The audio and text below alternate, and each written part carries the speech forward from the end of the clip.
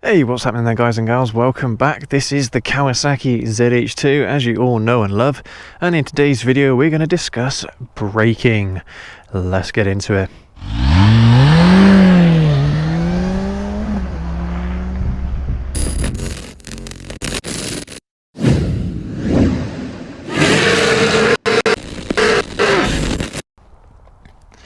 Yeah, I've just found myself in some random area here, and I might do a video at some point about the kind of routes that I take and how I find them. Let me know in the comments if you would like to see a video like that. But yeah, it tends to lead me down areas like this, just random secluded areas, but yeah, they're great for filming intros. But yeah, in today's video we are going to go out for a ride on the wicked ZH2, and I'm going to give you a few tips on braking. Now, for those of you that didn't know, this here is the front brake on your right hand, and this one down here is the rear brake on your right foot. But yeah, let's jump on the ZH2 and let's go for a ride.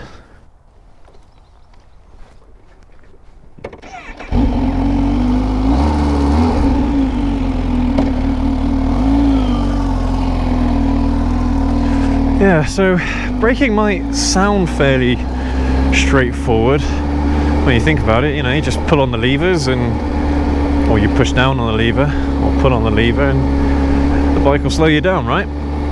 Well, yes and no. So you do obviously want to use the levers to slow yourselves down, but you'd be forgiven for thinking that it's as simple as that.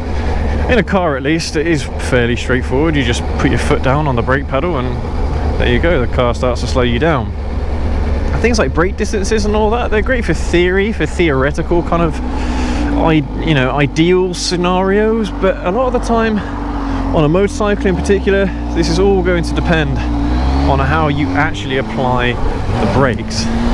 So the reason why I decided to come out and do this video was, well, for two reasons. So one, believe it or not, it's fairly easy to drop a motorcycle from just using brakes incorrectly. I've been there, a lot of you lot have probably been there as well. And the second reason is I want you to learn from my mistakes, learn from my experiences.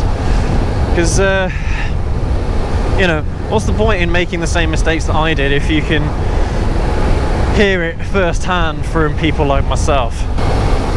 Now, of course, this video is designed more for beginner riders maybe with less than 1 to 2 years experience, and a lot of you seasoned riders out there, I'm sure that you're going to have a load of tips and tricks for beginner riders as well, so make sure that you drop them in the comments down below. So, braking. Alright, on a motorcycle there are loads of intricacies behind braking. A lot of the time it's because you are leaning into corners, and if you apply, say, the front brake too hard when you're leaning into a corner, the front wheel will lock up and the bike will slide out from underneath you. And the same can actually happen when you're not on a bend. So if you actually try to emergency brake using the front brake and you put too much pressure on it before the weight has had a chance to transfer over to the front tire or over the top of the front tire and compressing the front tire, then again the front wheel is going to lock up and you're going to send the bike into a dive, which, yeah, is really annoying, and certainly one of those situations that you don't want. It will leave you with a nasty bill for one, but depending on how fast you're going, it can be deadly.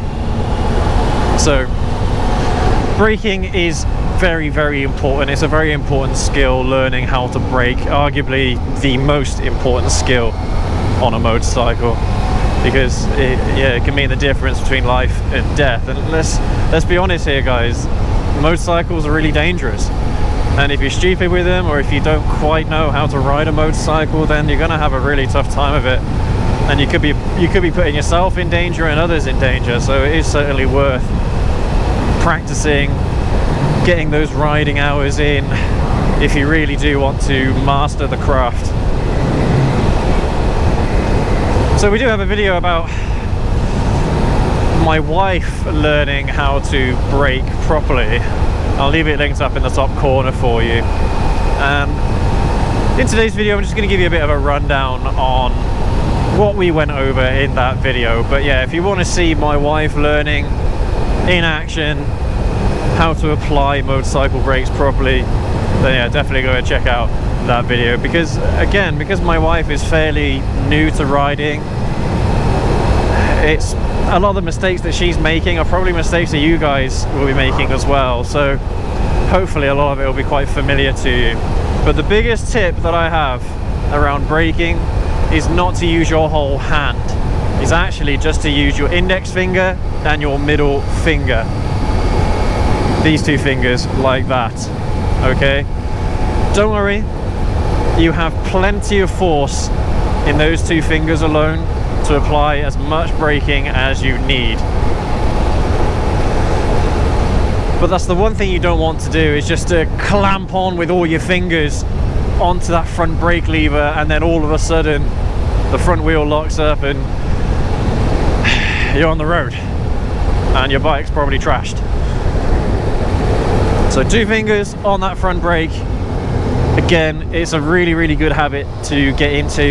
You can emergency brake with those two fingers as well, so you really don't have to worry that much about how much braking pressure you're going to be able to apply. Trust me, there's enough with those two fingers. A lot of riders actually do the same with the clutch as well, only use two fingers on the clutch, or maybe even one finger on the clutch. A lot of this is about how much control you have over the motorcycle. I've had this before, where if I've gone to grab the front brake lever with all my fingers, I don't feel I'm as in control of the braking force as when I'm using two fingers.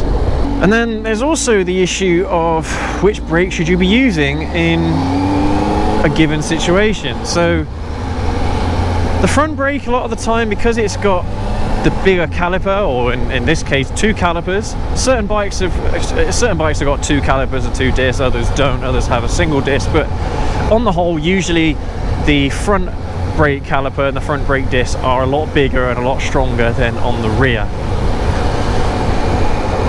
And there's a perfectly good reason for that. As soon as you start slowing yourself down, all of the weight is going to be transferring from the rear to the front tire. So you are going to want more brake pressure on that front tire than you're going to want on your rear tire. Now, the way you should treat the rear brake is as a secondary brake. What I mean by that is, if you are coming to a stop, or you are looking to come to a complete stop, then the front brake is perhaps the first and foremost brake that you'll be using.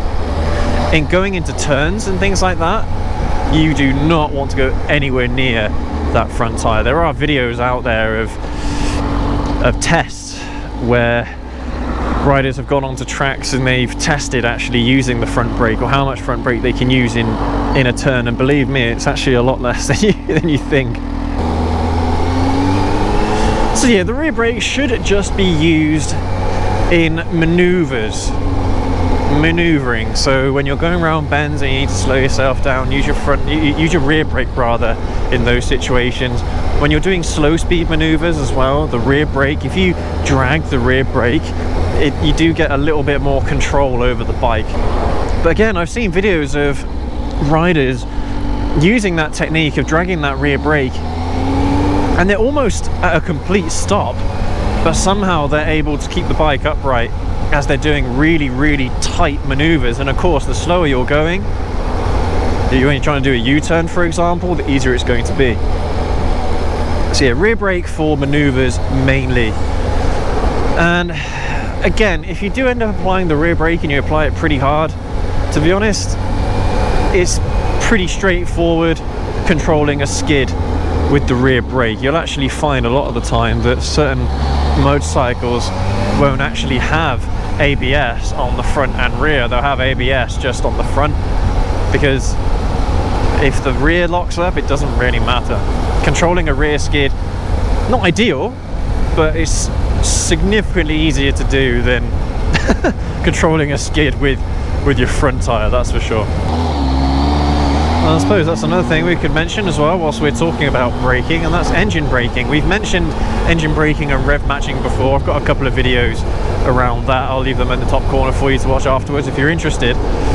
But engine braking again plays a massive part in slowing you down. And yeah, the main way you would slow yourself down when you're going around bends is to use engine braking. Ideally, engine braking is what you would use to slow yourself down around bends rather than using either of the brakes. Yes, if you have to brake, then use the rear brake in a bend, but a lot of the time you're going to want to use that braking kind of force that you get from engine braking.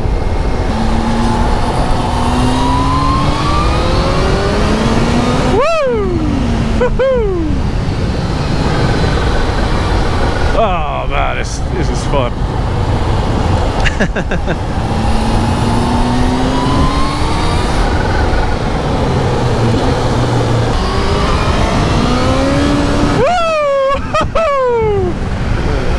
Man, that front wheel loves to come up on this thing. I don't know if you guys catch that on the camera because I don't let it get up on me too much, but I've got the traction control off at the moment, so yeah, this thing just loves pulling wheelies, man.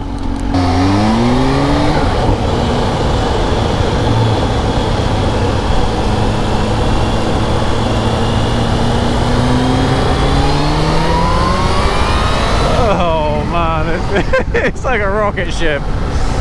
This thing is so good. Alright, okay, come on, let's concentrate now, let's concentrate. So yeah, concluding the video, like I said earlier, 2 fingers on the front brake is all you need to slow yourself down, and that is when you're coming to a stop, or if you're slowing yourself down in a straight line.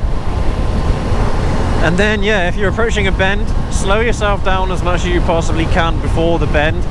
Then it just makes it so much easier to control the bike. And then if you do find yourself in that situation where you're going too fast, going around a bend, then yeah, drag that rear brake as little as you can. You can apply a little bit of front brake depending on the lean angle that you have, but remember that the more lean angle that you have, the less kind of braking potential you're going to have with either of the tires. So drop down a couple of gears, rev match, engine brake, and that hopefully should get you round the bend. And I mean, that's perhaps the biggest tip that I've got for you guys is just try not to brake on bends as much as you can. Yeah, braking on a bend is a big no-go. If you have to do that, then you've probably gone too fast around that bend. And don't worry, it happens to all of us. It happens to the best of us. We've all been there. We've gone too fast around a bend, and it's a bit of a shit in your pants kind of moment, because you don't want to end up at this, on the side of the road or in a bush or something like that. But we all learn from our mistakes, and especially on country roads and things where you are having a bit more of a blast on your bike, and you want to have a bit more fun.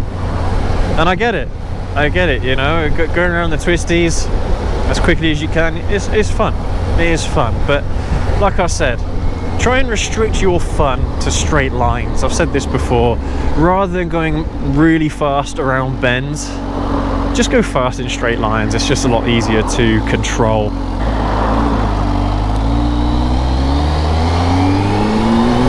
But yeah, guys and girls, I think I'm going to leave the video here. I'm not sure if I've missed anything, guys and girls. If there is something vital or critical that I've missed in this video, then yeah, make sure to drop it in the comment section. Hopefully that has given you the rundown. If you are looking to start riding motorcycles, or if you're fairly new to riding, I hope that the information in this video has been helpful to you. And yeah, just keep in mind, 2 fingers on the front brake for stopping, rear brake for maneuvering. And never brake on bends, of course. God, we're in the spring and they've had to spray salt on the road, man. That sucks. This weekend's weather has been awful. It's like literally spring has just happened and we're back in winter again. So it's me being a typical British person complaining about the damn weather all the time. You can never win in the UK, unfortunately, with the weather. But yeah, that'll do for today's video, guys and gals. Make sure to leave a like, comment and subscribe. Make sure to hit that subscribe button, guys. Subscribe button rather. Yeah, hit that subscribe button. We are looking to get to 2,000 subscribers as quickly as possible, and that's all down to you guys. So if you're a regular viewer and you enjoy the content that we make, then yeah, make sure to sign into your YouTube account or sign into your Google account and hit subscribe. Yeah, I'm just going to enjoy the rest of the ride that I've got out here now, guys, and I will catch you all in the next video. Have a good one.